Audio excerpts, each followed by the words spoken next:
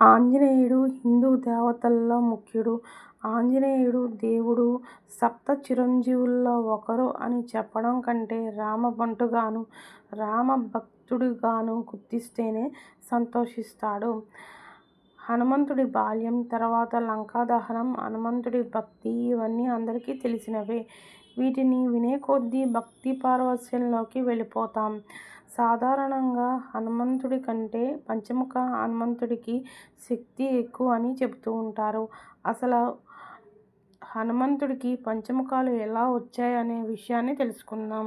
రావణాసురుడి తమ్ముడైన అహిరావణుడు గొప్ప మాయావి మరియు పాతాళ లోకానికి రాజు. ఒకరోజు అహిరావణుడు తన మాయాజాలంతో శ్రీరాముణ్ణి మరియు లక్ష్మణుణ్ణి మూర్ఛపోయేలా చేసి వారిని రహస్యంగా పాతాళ లోకానికి తీసుకెళ్లి కాళీమాతకు బలి ఇవ్వడానికి సిద్ధపడతాడు.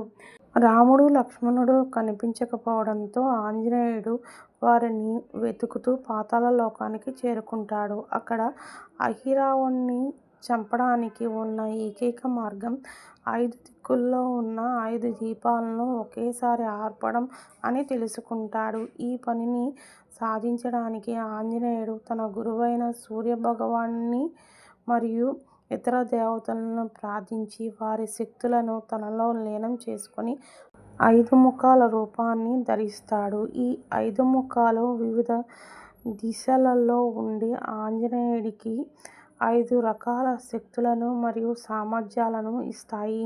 హనుమంతుడి ముఖం ఇది శత్రువులను జయించడానికి శక్తిని ఇస్తుంది. నరసింహస్వామి ముఖం ఇది భయాన్ని, కీడును తొలగిస్తుంది. గరుత్మంతుని ముఖం ఇది విషానికి సంబంధించిన బాధలను మరియు క్షుద్ర శక్తులను నివారిస్తుంది. వరాహస్వామి ముఖం ఇది సంపదను మరియు శ్రేయస్సును ప్రసాదిస్తుంది. హయగ్రీవ ముఖం ఇది జ్ఞానాన్ని మరియు విజయాన్ని అనుగ్రహిస్తుంది. అహిరావణుడి సంహారం ఆంజనేయుడు ఈ పంచముఖ ఆకారాన్ని ధరించి ఒకేసారి తన 5 ముఖాల ద్వారా ఆ 5 దీపాలను ఆర్పి అహిరావణుణ్ణి సంహరించి శ్రీరాముణ్ణి, లక్ష్మణుణ్ణి రక్షిస్తాడు. ఈ ఘటన నుంచి ఆంజనేయుడు పంచముఖ ఆంజనేయుడుగా ప్రసిద్ధి చెందాడు.